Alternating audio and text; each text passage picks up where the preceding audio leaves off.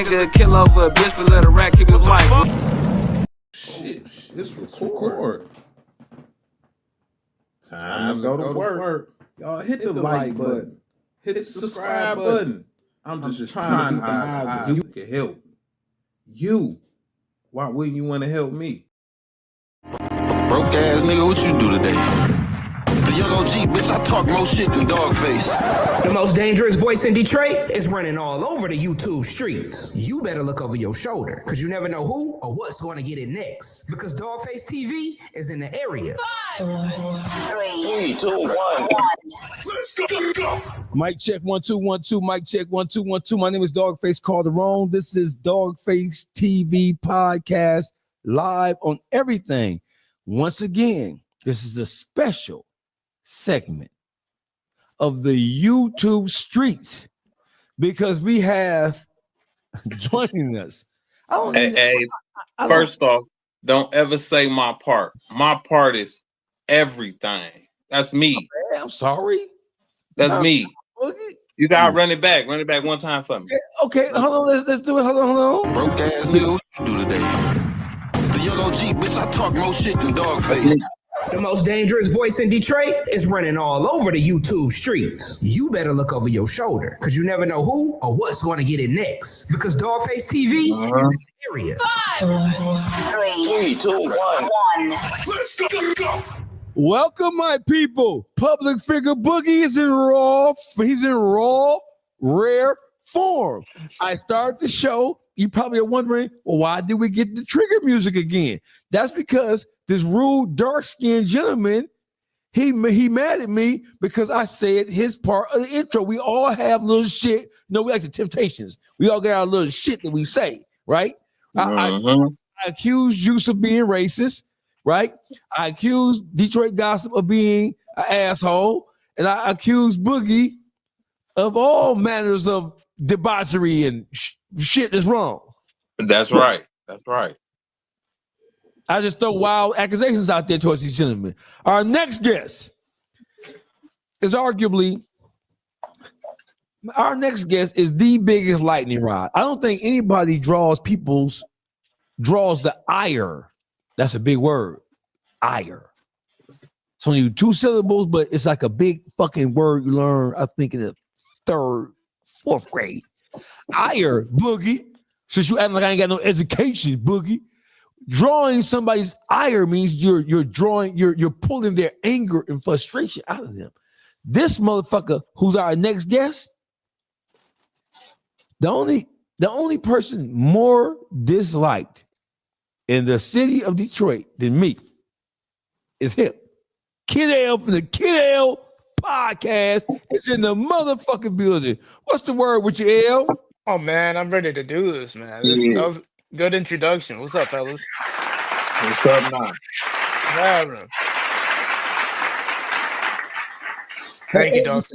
I put the claps in there for you, L. Hey, listen, Kid L of the Kid L podcast is in the motherfucking building. Hey, listen, I never really asked people to like, share, or subscribe shit, but this time I'm asking people to like, share, subscribe, right? Before we kick this motherfucker off. This is going to be this is not an interview. This is a conversation because Kid L has questions himself, right? And I don't normally allow people who come on as interviewees to ask me questions because what type of shit is that? You're here to be grilled. You're here to be raked over the proverbial coals. You see all these big words I'm using? Goddamn. Ire, proverbial coals, like the hot coals in the barbecue. Raked over means you, right? Kid L. Detroit has the 313. 313 weekend just passed, Kid L. Yes. I thought that we were past the point where people would look at your involvement in the affairs and matters of the entertainment scene in not only the city of Detroit, but the greater Michigan area. I thought we were beyond some of the things that I've seen and that we over the last couple of days, but obviously not. Um,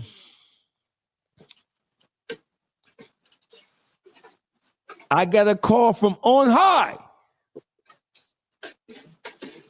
I received a call from one of the most powerful people in the city of Detroit. And this person said, hey, motherfucker, you bet not.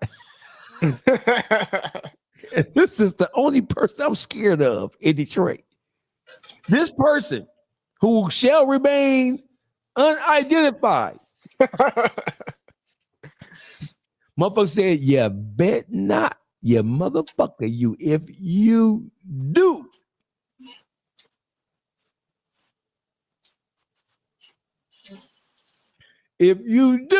it's gonna be a problem. Kid L.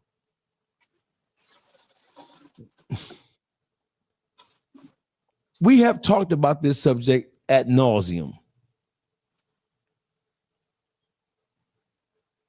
We have talked about the subject of your contribution. So let's just start this shit, right? Let's talk about,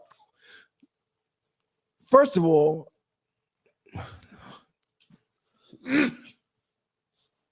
Bless you. I had to, I got these little special buttons, right? Why do you feel they hate you so much right now? Because I know you feel that way. You gotta feel that way.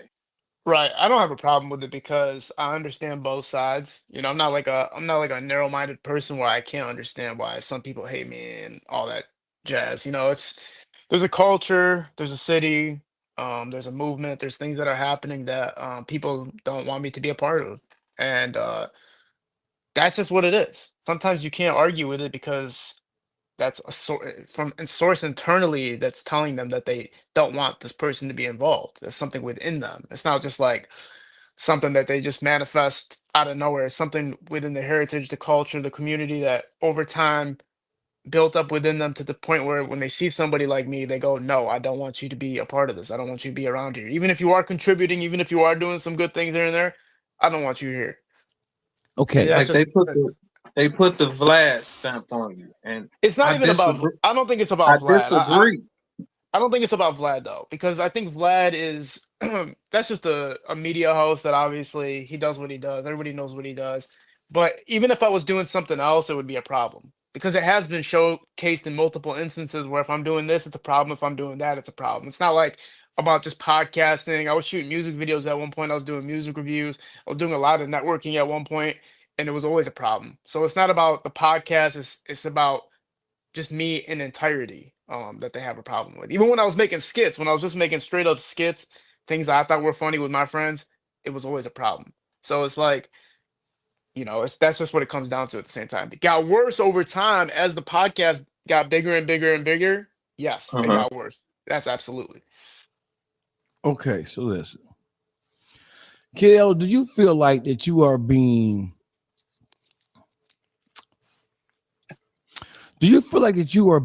picked on?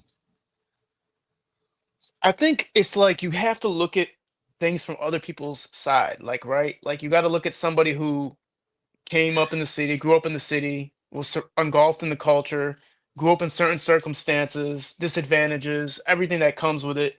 And then you see somebody come along that fits in a certain way where you just don't feel right about it. Like internally, you look at this person and you go like, you know what, this person's here and I don't want him here. It's not, maybe I don't have anything personal. Maybe I don't even know what his content is, but I'm just looking at him and I'm just seeing him and I'm going like, I don't want you here.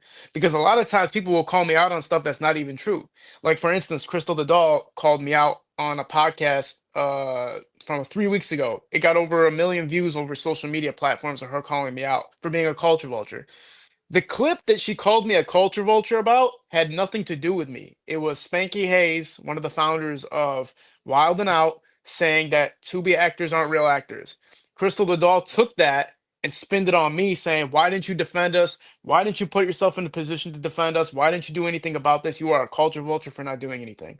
Then when I went on live with her, she said, you are not black, therefore you are a culture vulture. And that was her stance. She had nothing, she knew nothing about me prior. Even though we've been in a movie together, even though I've reached out to her to be on my podcast and she agreed to do it, She literally was just like, "No, I don't like you. I don't want anything to do with you." And now I'm gonna put you on blast. So it doesn't matter what you create or what you say, because people will figure out ways to go at you. So internally, I look at that internally with somebody and go like, okay, they just have a problem with me because of me, not because of what the hell I'm producing necessarily.